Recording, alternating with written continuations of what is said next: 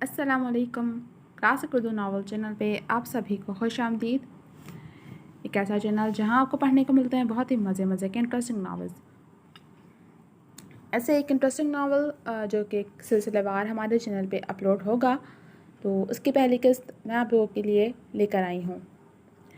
Novel का नाम है तकाफुल जाना। इसको तहरीर किया है अफशां कंवल ने। तो चले बढ़ते हैं एपिसोड 1 की तरफ। तुम्हारा दिमाग दुरुस्त है मीर अर्ज़क सुल्तान? घर मेहमानों से भरा पड़ा है और तुम शादी से इनकारी हो। मीर बख्श सुल्तान की जाहो जलाल से पुर आवाज़ ने गोया वहाँ मौजूद तमाम नफूस की जान निकाल दी थी, जबकि सामने खड़ा उनका खून बेखौफ ख़तर उनकी सुर्ख अंगारा आंखों में निडर अंदाज से देख रहा था। आपने मुझसे पूछकर ये शादी तय की थी? जवाबन उस खूबरू शख्स का अंदाज गुस्ताखाना हुआ तो उसकी माँ ने हाथ उठाकर उसे खामोश रहने का इशारा दिया, जिसे वो पल में नज़रअंदाज भी कर गया था। ख़यालात तो उसके पहले ही बाग़ियाना थे और अब अंदाज भी बाग़ियाना हो गया था। सरवत सुल्तान का दिल इस हालात में गोया बैठे ही जा रहा था। बताया था तुम्हें मैंने कि मैं तुम्हारी शादी मलिहा से कर रहा हूँ। वो उसके बाकीपन को देखते कुछ हल्के हुए थे कि बात अब इज़्ज़त पर बनाई थी, एक लड़की की इज़्ज़त पर। अगर आज निकाह नहीं होता तो यकीनन रुसवाई उस मासूम लड़की के हिस्से में आती।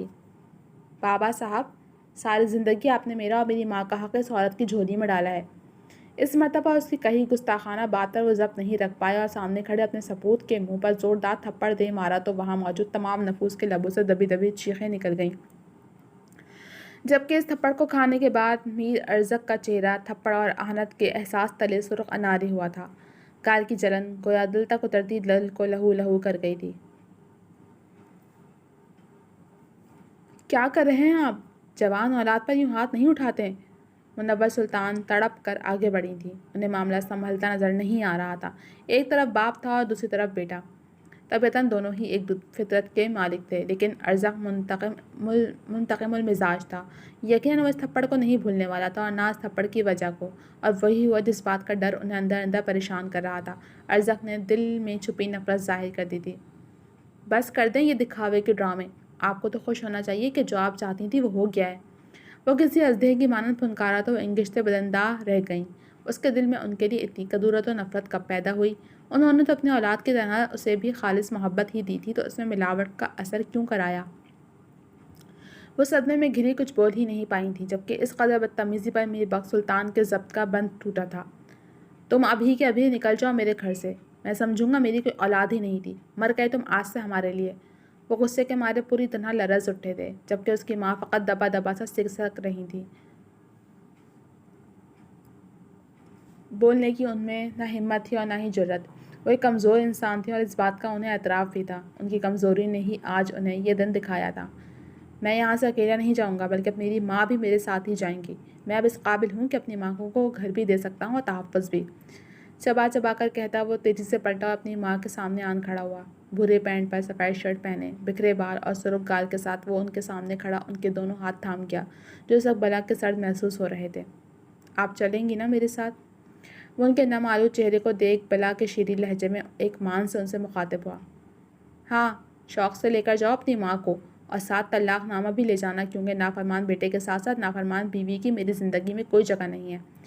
मीर बख्श सुल्तान की तैश से भरपूर रोबदार आवाज़ ने गोया उन दोनों माँ बेटे को साकित किया था, और दूसरे ही लम्हे सरबत सुल्तान ने अपने सर्द हाथ उसकी गर्म गिरफ्त से खींच लिया और मुँह पर हाथ रख के शिद्दत से रोते हुए वहाँ से निकल भागी, जबकि वो खाली हाथ गुमसुम सा अकेला खड़ा रह गया।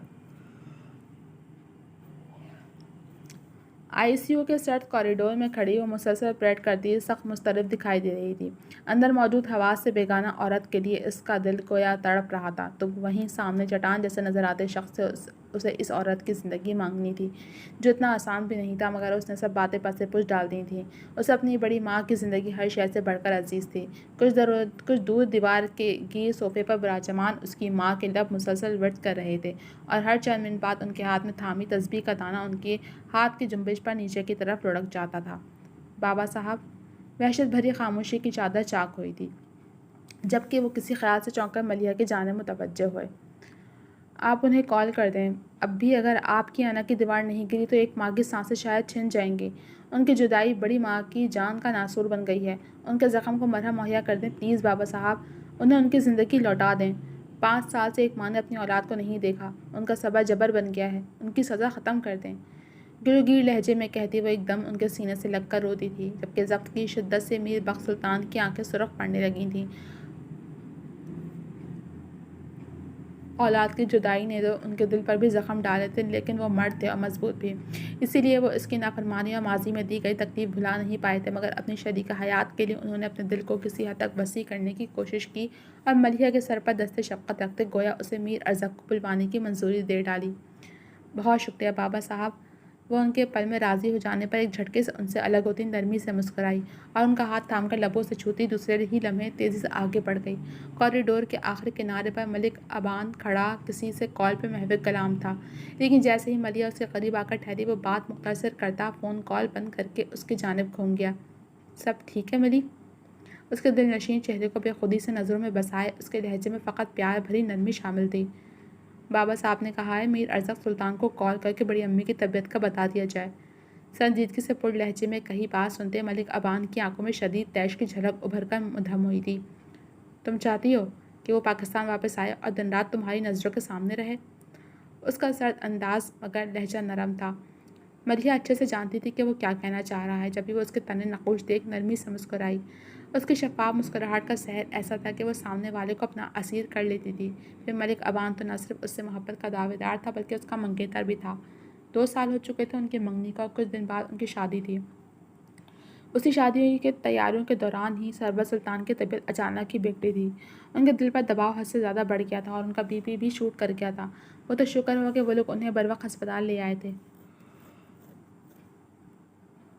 اور ہارٹ اٹیک کا خطرہ ٹل گیا، لیکن ابھی بھی ان کے دل کی حالت ٹھیک نہیں تھی۔ بی پی بھی کچھ حد تک کنٹرول ہوا تھا لیکن نارمل نہیں ہو سکا تھا۔ ایسے میں سارے ہی گھر والے حد سے زیادہ پریشان تھے۔ مجھے شخص کے ہونے یا نہ ہونے سے فرق نہیں پڑتا ابان، لیکن بڑی ماں کو فرق پڑتا ہے۔ اس کا حلیم انداز گفتگو اور مقابل کو زیر کرتی نرم مسکراہٹ نے ملک ابان کے دل و دماغ پر بھی اچھا اثر ڈالا تھا۔ وہ جو کچھ دیر پہلے تک شدید آگ کی لپیٹ میں تھا، اس وقت گویا رم جھم پھوار میں بھیگ رہا تھا۔ واقعی ملیحہ کو اس کے ہونے یا نہ ہونے سے فرق نہیں پڑتا تھا، پھر اسے کیا ضرورت تھی اپنا دل جلانے کی؟ ملیحہ صرف اس کی تھی اور بہت جلد وہ اس کی زندگی میں شامل ہونے جا رہی تھی، تو اسے کیسی فکر تھی؟ جب بھی وہ ریلیکس ہوتا میر ارزق کو کال ملا گیا، لیکن کال ریسیو نہیں ہوئی تھی۔ اس نے خاموش نظر اپنے قریب کھڑی ملیحہ پر ڈالی جو اسے دوبارہ کال کرنے کا اشارہ دے رہی تھی۔ اس مرتبہ اس نے کال اسپیکر پر ڈال دی تھی۔ 2 بحث کے بعد کال ریسیو ہوئی اور ایک انجان آواز سنائی دی۔ میں میر ارزق کا پی اے حمید بات کر رہا ہوں۔ سر اس وقت میٹنگ میں جا رہے ہیں تو آپ اپنی معلومات مجھے دے دیں۔ شائستہ انداز گفتگو میں وہ تیز تیز بولتا عجلت میں لگ رہا تھا۔ انہیں بتا دیں کہ ان کی والدہ کی طبیعت ناساز ہے اور وہ ہاسپٹل میں ایڈمٹ ہیں۔ وہ اتنا ہی بول پایا تھا کہ اسے دوڑنے کی آواز سنائی دی تھی اور شاید اس شخص نے تیزی سے کچھ کہا بھی تھا کہ ایئر پیس سے پریشانی میں گھری گمبھیر آواز ابھری تو ایک پل کو ملیحہ کی پرسکون دھڑکنوں میں ہلچل سی مچی تھی، مگر بس ایک پل کی بے اختیاری کے بعد وہ سنبھل گئی تھی۔ کیا ہوا ماں جی کو؟ لہجے کی تڑپ گویا الفاظ سے عیاں تھی۔ اگر ملیحہ سلطان اس وقت یہاں موجود نہیں ہوتی تو وہ اس اکڑو گھمنڈی شخص کو کبھی منہ نہ لگاتا، لیکن اس وقت بات دوسری تھی۔ وہ نہ صرف وہاں موجود تھی بلکہ مکمل طور پر اسی کی جانب متوجہ تھی۔ اس کی بڑی بڑی قاتل نگاہوں کا مرکز ایک اسی کی ذات تھی، جس وجہ سے اس کے دل کا موسم اچھا تھا۔ میں ملک ابان بات کر رہا ہوں، بڑی ممانی ہاسپٹل میں ایڈمٹ ہیں، تم بس پہلی فلائٹ لے کر یہاں پہنچ جاؤ۔ اس کے سنجیدگی سے کہنے پر اس نے منہ دور کرتے شاید اپنے پی اے سے کوئی بات کی تھی۔ تم مجھے ہاسپٹل کی لوکیشن سینڈ کرو، میں بس پہنچتا ہوں۔ وہ شاید عجلت میں تیز تیز چل رہا تھا۔ تم پاکستان میں ہو؟ اچانک یہ سوال کرتے اس نے ایک نظر ملیحہ کے سپاٹ چہرے کو دیکھا اور مطمئن ہو گیا۔ میں آج صبح پاکستان پہنچا ہوں۔ وہ فقط اتنا ہی بولتا اگلے منٹ کال منقطع کر گیا تو ملک ابان بھی اس سے جھٹکتا اسے ہاسپٹل کی لوکیشن سینڈ کرنے لگا۔ تم گھر چل کر کچھ دیر آرام کر لو، صبح سے یہیں پر بیٹھی ہو، تھک گئی ہوگی۔ فون پین کی جیب میں ٹھوستا وہ اب اس کی فکر میں گھلاتا۔ جب تک بڑی ماں کو ہوش نہیں آتا میں کہیں نہیں جانے والی۔ اس کے قطعی لہجے کے انکار پر وہ فقط اسے دیکھ کر رہ گیا جو اب واپس پلٹتی بابا صاحب کی جانب بڑھ رہی تھی۔ وہ نہیں چاہتا تھا کہ میر ارزق اور اس کا سامنا ہو، لیکن فی الحال وہ کچھ نہیں کر سکتا تھا۔ وہ اگر یہاں رکتا تو لازمی ان کا آمنا سامنا ہوتا، لیکن ملک ابان کو یقین تھا کہ وہ اکڑو شخص 1-2 دن کے علاوہ سلطان مینشن میں نہیں رکنے والا تھا۔ وہ ایک انا پرست منتقم المزاج رکھنے والا انسان تھا۔ یقیناً وہ اپنے چہرے پر پڑنے والا تھپڑ نہیں بھولا تھا، جبھی تو اس نے 5 سال کے عرصے میں کبھی کسی گھر والے سے رابطہ نہیں رکھا۔ حالانکہ اس کے متعلق ملکہ بانو کو خبریں ملتی رہتی تھیں، لیکن وہ ان پر توجہ نہیں دیتا تھا۔ ویسے بھی وہ اسے ملیحہ کی وجہ سے سخت ناپسند کرتا تھا۔ فی الحال سب باتوں کو ذہن سے جھٹکتے وہ خود بھی اس جانب بڑھ گیا جہاں ملیحہ اپنی ماں اور بابا صاحب کے درمیان میں بیٹھی تھی۔ اس نے ایک ہاتھ سے اپنی ماں کا بازو پکڑ رکھا تھا، جبکہ اپنا سر اس نے بابا صاحب کے بازو سے ٹکا رکھا تھا۔ کائی کلر کے کوٹ پینٹ پر انر وائٹ گول گلے کی شرٹ پہنے اپنی شاندار شخصیت کے ساتھ جب اس نے ہاسپٹل کے انٹرنس پر قدم رکھا تو جیسے کوئی مسحور کن خوشبو کا ریلا اس کے ساتھ امڈ آیا تھا۔ وہ پریشان حال سا تیز تیز قدم اٹھائے آگے کی جانب چل رہا تھا، جبکہ وہاں موجود افراد کی نظریں گویا اس کے وجیز سراپے سے لپٹی جا رہی تھیں۔ اس کا پی اے اس کے پیچھے پیچھے تقریباً دوڑ سا رہا تھا۔ قدموں کی بھاری دھمک اور سحر طاری کرتی مسحور کن خوشبو نے اس شخص کی آمد کا پتہ دے دیا تھا۔ وہ پہلی پرفیوم کا شیدائی تھا، اس کے پاس ایک سے ایک اعلیٰ قسم کی خوشبو پائی جاتی تھی۔ 5 سالوں میں کچھ نہیں بدلا تھا سوائے اس کے کہ وہ مزید ہینڈسم ہو چکا تھا۔ اس کی کھلتی گندمی رنگت سرخ و سفید ہو چکی تھی۔ اس کا لمبا چوڑا شاندار سراپا، چوڑے شانے، اٹھی گردن، کھڑی ناک اور تیکھے نقوش، ہاں کلین شیپ لک بدل گئی تھی۔ اس نے مونچھیں رکھ لی تھیں جو اس کے چہرے پر بلا کے سوٹ کر رہی تھیں۔ وہ قدم جمائے ناک کی سیدھ میں چلتا بابا صاحب کے پاس آ کر ٹھہرا تھا، جبکہ ملک ابان اور منور سلطان نے اپنی نظریں اس پر سے ایک مرتبہ بھی نہیں ہٹائی تھیں، جبکہ اس کے اعلیٰ برانڈ کے بلیک جوتے دیکھنے کے علاوہ ملیحہ نے اپنی نظروں کو اس کی جانب اٹھنے نہیں دیا تھا، حالانکہ وہ بالکل اس کے سامنے کھڑا سلام کر رہا تھا۔ السلام علیکم ماں جی، کیسی ہیں؟ اس کی خوبصورت گمبھیر آواز میں بے تابی کھلی تھی۔ وعلیکم السلام۔ ابھی وہ ٹھیک نہیں ہے، لیکن تم آ گئے ہو تو یقیناً وہ صحت مند ہو جائے گی۔ جواب منور سلطان کی جانب سے آیا تھا کہ بابا صاحب نے فی الحال اسے اگنور کیا تھا۔ وہ ملیحہ کے سر سے سر جوڑے بیٹھے تھے۔ میر ارزق نے ایک چلچلاتی نظر ان دونوں نفوس پر ڈالی تھی۔ وہ ملیحہ کا چہرہ دیکھ نہیں پایا تھا اور نہ ہی اسے اس کا چہرہ دیکھنے میں دلچسپی تھی۔ اس نے ایک نظر چھوٹی ماں پر ڈال کر ہٹا لی اور خاموشی سے چلتا ICU کے شیشے سے اندر کی جانب کا منظر دیکھنے لگا۔ تم اندر جا کر اپنی ماں سے مل لو۔ بابا صاحب کی خشک آواز نے گویا اس کا گلا ریتیلا کر دیا تھا۔ اپنے بیٹے کو پرے جھٹکتے وہ آج بھی اپنے بھائی کی اولاد کو سینے سے لگائے بیٹھے تھے۔ میر ارزق کے اندر باہر گویا پھر سے کوئی آگ سی دہکنے لگی تھی۔ وہ یہاں صرف اپنی ماں کی خاطر آیا تھا، بس یہی سوچ ذہن میں رکھتے اس نے ICU کا ڈور ہلکے سے دھکیلا اور سرد پڑتے کمرے میں داخل ہو گیا۔ سامنے ہی اس کی ماں جی ہر شے سے بے نیاز آنکھیں مندے پڑی تھیں۔ 5 سال بعد انہیں اس حال میں دیکھ وہ گویا تڑپ کر ان کے قریب ہوتا ہلکا سا جھکا اور اپنے عنابی لب ان کے ماتھے پر ضبط کرتے وہ کتنے ہی لمحے اس مقدس لمس کو محسوس کرتا رہا۔ شاید انہیں بھی خبر ہو گئی تھی کہ ان کا بیٹا ان کے پاس آ گیا ہے، جب بھی انہوں نے اپنی بھاری ہوتی آنکھیں دھیرے سے کھول دی تھیں۔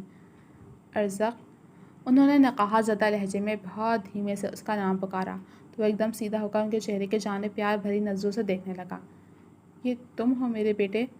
اسے اپنا خیال سمجھتی وہ دھیمے مگر بے چین لہجے میں مستفسر ہوئیں، تو اس نے ان کا ہاتھ پکڑتے اٹھا کر اپنے گال پر رکھ لیا تو ان کی بے جان پڑتی انگلیاں اس کے چہرے پر حرکت کرنے لگیں، جبکہ آنکھوں سے سیل رواں جاری ہوا۔ ماں جی اب روئیں تو مت۔ ان کی دونوں آنکھوں سے بہتے آنسو اسے تکلیف میں مبتلا کر گئے تو اس نے دوسرا ہاتھ بڑھا کر پیار سے ان کے آنسو صاف کیے تھے، جبکہ ان کے زرد چہرے پر نرم سی مسکان چھلکی تھی۔ میرا بیٹا تو کافی ہینڈسم ہو گیا ہے۔ وہ اسے اپنے سامنے دیکھ گویا ہر فکر سے آزاد ہو چکی تھیں۔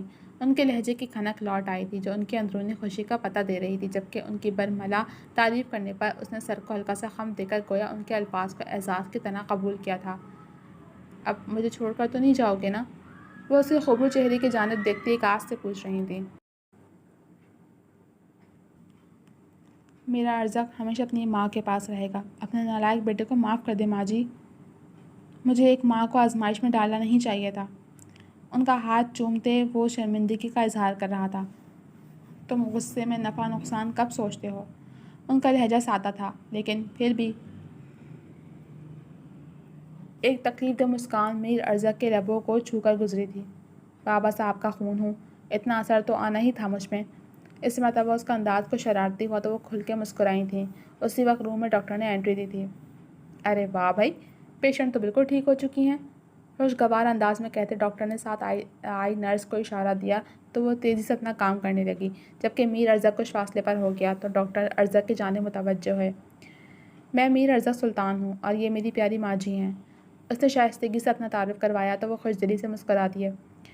ینگ مین، اب تم اپنی ماں کے پاس ہی رہنا، دیکھو ان کے دل کی دھڑکنیں بالکل درست انداز میں حرکت کر رہی ہیں اور BP بھی اسٹیبل ہو رہا ہے۔ ورنہ تو کب سے ہم یہ دونوں چیزوں کو کنٹرول کرنے میں لگے ہوئے تھے، لیکن آپ جناب نے تو گویا جادو ہی کر ڈالا۔ 50 سالہ ڈاکٹر خورشید خوشدلی سے کہتے ماجی کی ہیلتھ شیٹ پر تیزی سے پین گھسیٹنے لگے تھے، جبکہ وہ دونوں ماں بیٹا ایک دوسرے کو دیکھ مسکرا دیے تھے۔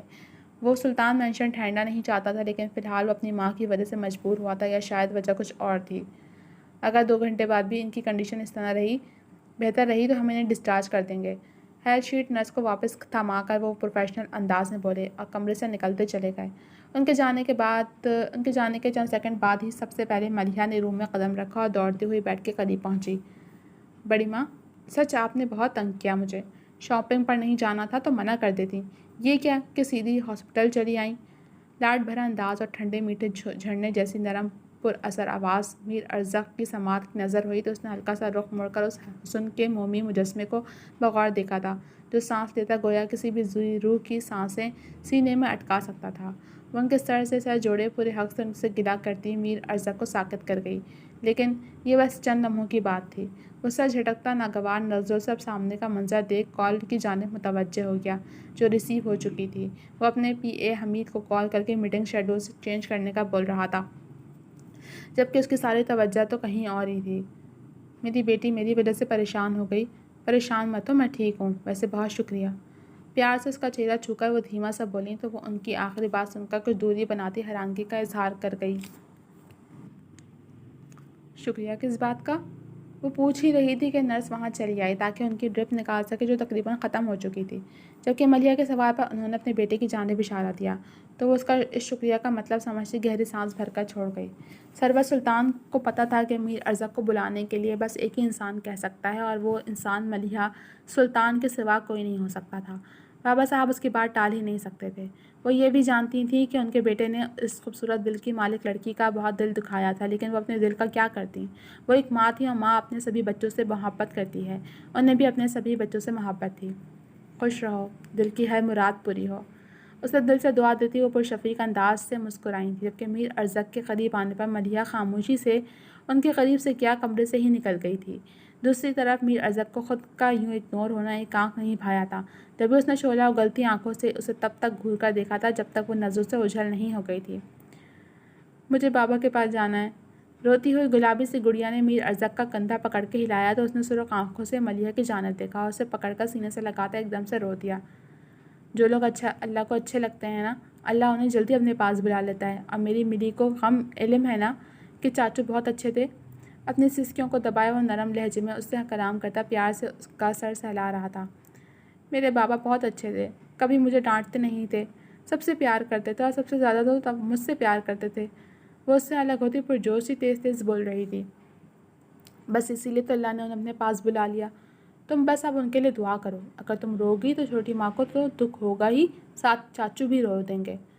دونوں ہاتھوں میں اس کا چہرہ تھامے اس نے انگوٹھے سے اس کا گال سہلایا تو وہ اپنی سحر زدہ آنکھوں سے اسے دیکھنے لگی۔ میں اب کبھی نہیں روں گی، لیکن اب میرا خیال کون رکھے گا؟ وہ جھٹ اس کی بات مان کر راضی ہوتی، دوسرے ہی لمحے پریشان ہو کر سوال کرتی میر ارزق کو اتنی کیوٹ لگی کہ اس نے آگے جھک کر اس کے دونوں گلابی گال لبوں سے چھو لیے۔ میں ہوں نا اپنی ملی کا خیال رکھنے کے لیے، میری ملی آج سے میری ذمہ داری ہے۔ اپنی جیب سے رومال نکال کر وہ نرمی سے اس کا چہرہ صاف کرتا ملیحہ کو گود میں اٹھائے گھر کے اندر کی جانب بڑھ گیا۔ اس کے چاچو کو گیا دوسرا دن تھا۔ ایک ٹریفک حادثے میں ان کی جان چلی گئی تھی۔ کل ان کی تدفین ہو چکی تھی، لیکن گھر میں سوگ کا سماں ایسا تھا کہ ان کا انتقال ابھی ابھی ہوا ہو۔ جوان موت پر سبھی غم سے چور تھے، کسی کو ہوش نہیں تھا، خاص کر منبہ سلطان تو مسلسل بے ہوش ہی تھیں۔ اپنے شوہر کے جانے کا انہیں صدمہ لگا تھا، یوں کہ انہیں اپنی دونوں بچیوں تک کا ہوش نہیں تھا۔ ایسے میں بچیوں کو ان کی جیٹھانی سرور سلطان ہی سنبھال رہی تھیں۔ بے جی الگ اپنے جوان بیٹے کی اچانک موت پر نڈھال تھیں۔ منبہ سلطان ان کی بہن کی آخری نشانی تھیں، جسے وہ بہت پیار سے اپنے بیٹے کے لیے بیاہ کر لائی تھیں۔ ان کی شادی کو فقط 9 سال کا عرصہ گزرا تھا اور منبہ سلطان 2 بچیوں کے ساتھ اکیلی رہ گئی تھیں۔ ان کے ماں باپ تو پہلے ہی گزر گئے تھے، نہ کوئی آگے تھا نہ پیچھے۔ ایسے میں ان کی خالہ کا گھر ہی ان کے لیے آخری پناہ گاہ تھا۔